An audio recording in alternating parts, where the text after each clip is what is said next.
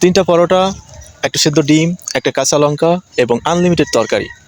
তো রাজুদার এই ডায়লগটা প্রচুর ভাইরাল হয়েছে কলকাতা থেকে। তো আসলে ফুড ব্লগার, ইন্ডিয়াতে ফুড ব্লগার, তাদের এই ভিডিওগুলো দেখলে মনে হয় যে সালা ইন্ডিয়ার অর্থনীতি চলে এই পরোটা বেচে।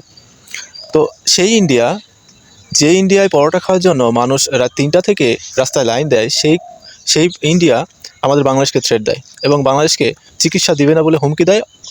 পরক্ষণে আবার তারা যখন দেখে যে তারা কুয়োয় পড়ে যাচ্ছে, ঠিক তখনই আবার বাংলাদেশিদের 10% ছাড়ে চিকিৎসার সেই ঘোষণা দেয়। তা আসলে তাদের লজ্জা কি আছে? তাদের লজ্জা থাকলে কি বাংলাদেশিদের সাথে এরকম পাঙ্গা নেয়? তো আসলে বাংলাদেশিদের সাথে পাঙ্গা নিয়ে কি তারা জিততে পারবে? কখনোই না। কারণ বাংলাদেশের মানুষ যারা, তারা বীরের মতন এক একটা।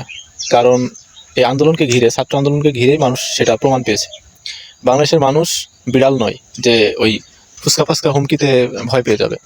তো ভারতকে মনে রাখা উচিত যে বাংলাদেশ ভারতে যেভাবে ব্যবসা করে দেয়, এই বাংলাদেশের ব্যবসার টাকাতেই তাদের পেট চলে। তো আই থিঙ্ক দ্যাট ভারত বুঝতে পারবে এবার। ধন্যবাদ।